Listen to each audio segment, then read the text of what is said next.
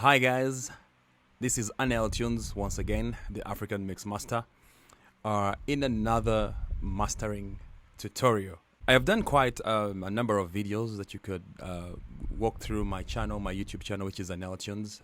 Like, please, these videos and subscribe to my channel. You can go through them because all the videos I did, actually I posted them in order.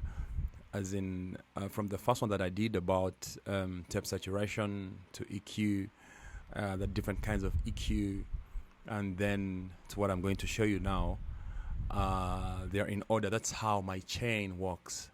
So feel free to go to the older ones, to those other videos, and please feel free to watch them, and then you can come to this one because this is more of a continuation of the other parts of my YouTube videos or YouTube tutorials. So right now, again, we're dealing with the same song by Casey, beautiful song. Let's have a listen yet again. Then we go to what we are supposed to be talking about today.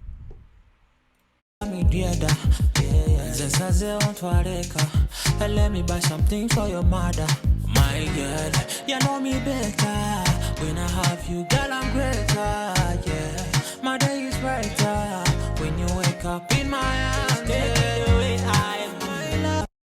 Yes, like you've heard, beautiful song. We already have the tape saturation there, which we talked about earlier on. We also have we talked about mid-side EQ. Feel free to look for that video on this channel and get to learn what that is. And now we're going to talk about what we call harmonics. Now, this is a very controversial topic. It's a war that has been there for quite some time between digital and analog. Which one gives better sound? Which one sounds better? And I've seen so many people who use strictly digital and have gotten very good sound, and very many people who are using analog and actually don't even want to go to digital, and they feel analog is the best. And I've seen some who mix both, who do some digital and some analog, and they all get very good results. And there's some top engineers like Andrew Shepes. Andrew Shepes moved or shifted totally from analog and came to digital, and his reason is it's easier. There is an easier workflow with digital, and it's cheaper, and you get more like the same results. And yes, and basically for us in Africa, you know, it's very, very expensive to get this gear, this hardware gear, to make this music sound the way we want it to sound. So most of us are using digital mixing. We are in the box. What I mean by in the box, we are mixing in our computers using digital plugins, not analog plugins. Okay, so but this is my opinion. I should agree, and I should say that there is that uniqueness about the analog sound that lacks, that we don't have in the digital. And I believe the engineers, these plugin engineers, the guys who make these plugins, the Waves, the UADs, realized that there is a gap missing somewhere there, and they felt they really needed to bring this analog world into the digital by creating, by modeling plugins that give us the exact sound, that give us the exact artifacts that the analog plugins were giving, or that the analog gear were giving. For example, there's so many plugins that were modeled off the analog gear.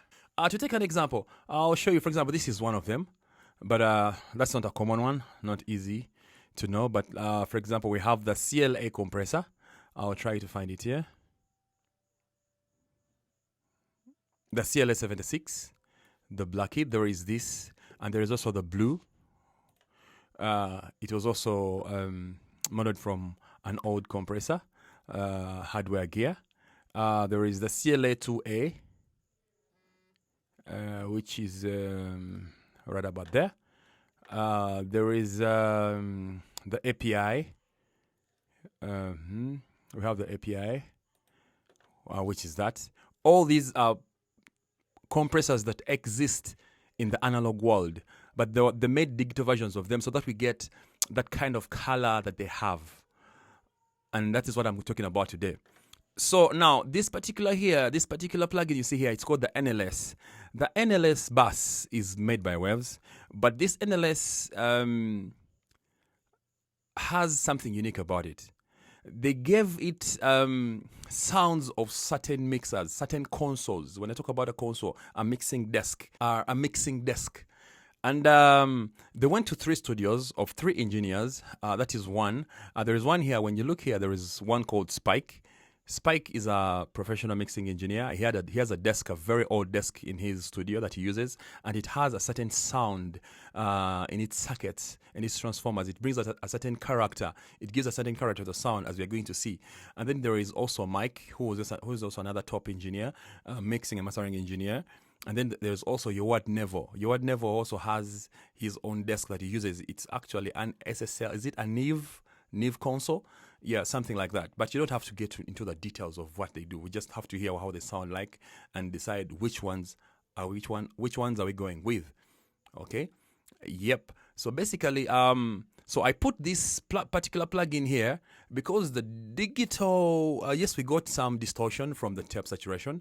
If you didn't watch it, please feel free to look for that tape saturation video on my YouTube on this particular channel. And then, but now, I want to get a certain sound. I want to get a certain analog sound into this recording here, so that it gets some more. So that we get some more beefed up, some more little distortion in the sound. I don't want it to be so clean, because when it's very clean, it does not relate well with the human ear, because the way our ears hear, we don't really enjoy something that is very digital, something that is very sonically clean.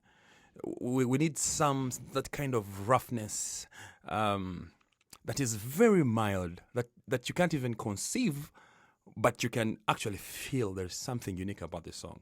And that's what we're going to look for using this particular plugin.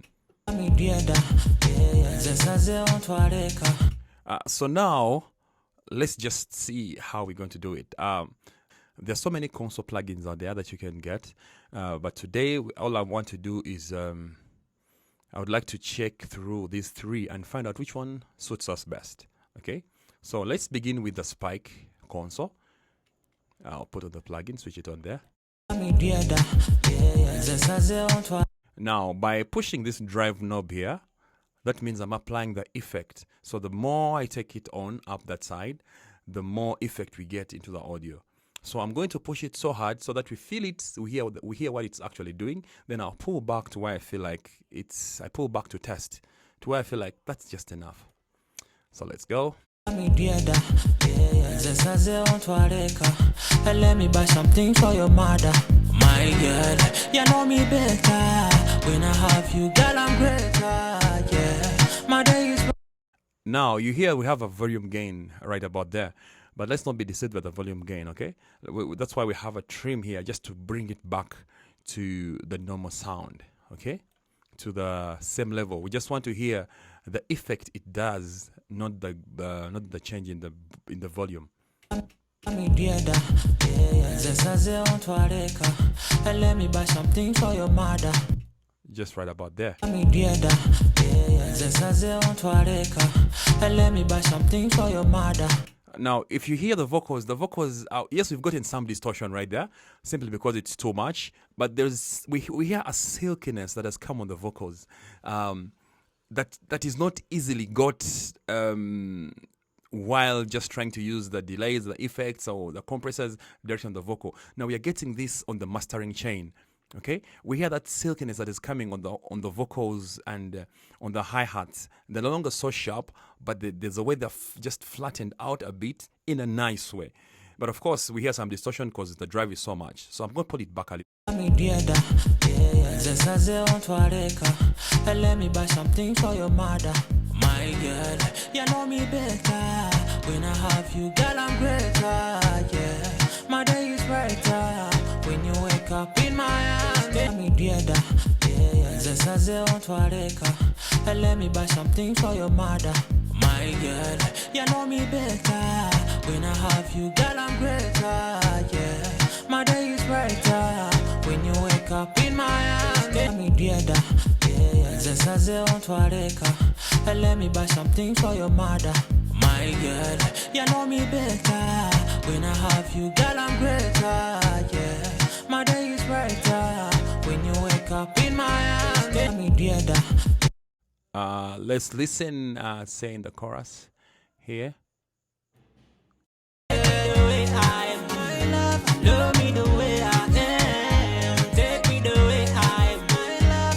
So when I bypass, you feel like we lose something that we can't explain with words, but you feel something has gone away from the recording.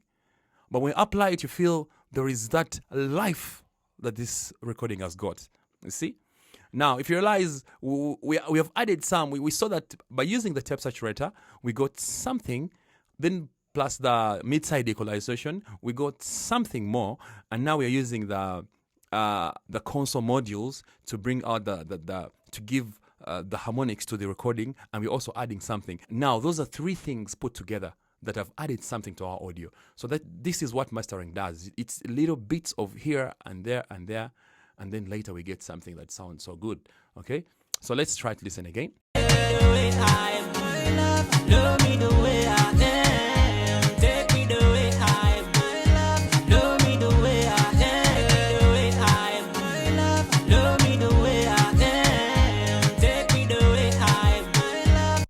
Wow, it sounds amazing, and I think that sounds good.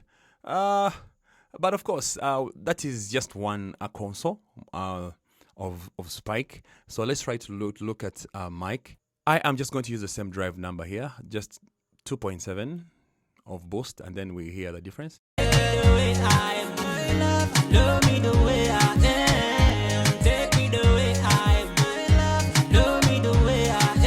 I think we have to push it a bit here so we feel the effect.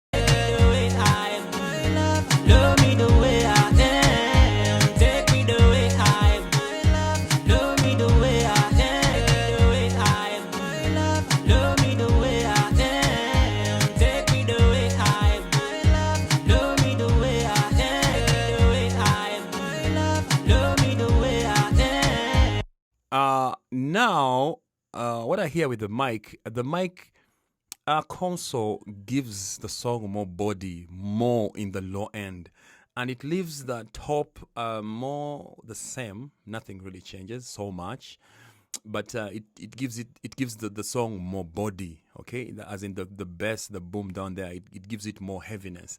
Unlike the spike mainly works more on the mid-range and the highs. It gives the vocals that silky kind of feel. So it depends on what you want to achieve. That's what I feel. That's the difference between the mic console and the Spike console. So let's go to Nevo, which is the Neve console.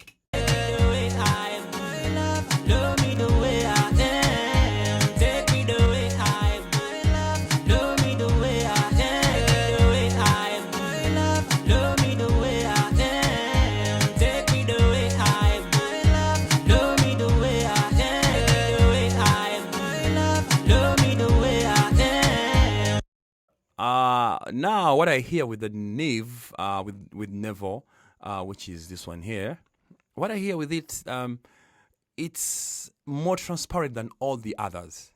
As in, it does not add so much to the audio. Doesn't add so much harmonics.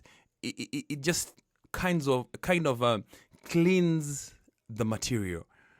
Whereas the others add some more artifacts to the material. This one just tries to remove some and just keeps it clean. So the choice is yours. Whatever song that you're dealing with, depending on what you want to achieve. So if you want to do maybe a boom song, like you want a song to hit so hard in the lows, I would go for the mic. And if you want maybe a song that just to give a silky shine, to a more clarity to the song, I would go for the Spike. And then if I want the song not to change so much, to remain as it is, but just to get that kind of balance and remove those, remove the boomy artifacts, and just for it to be more clear and more transparent, I would go for the Neve or Neville, or for that matter. So, but for this particular case, I would like this song to hit, to boom. So I'll go for the mic, and I'll just try to strike a balance on the drive where I want it to be. Here we go.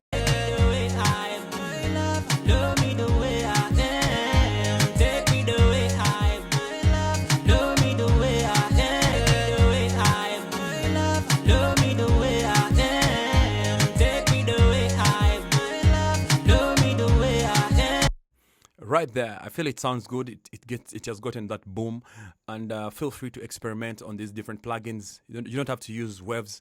I use Waves because I'm a certified Waves user, but you can use any other plugins that you have. Just play around with them. Use your ears. You don't have to understand everything. Okay? Yeah, that's it for now. Please subscribe to my channel, like this video, and feel free to share it with anyone. Watch it again and again so that your ears get trained to hearing these things. Again, Anel Tunes, the African Mix Master. See you in my next video.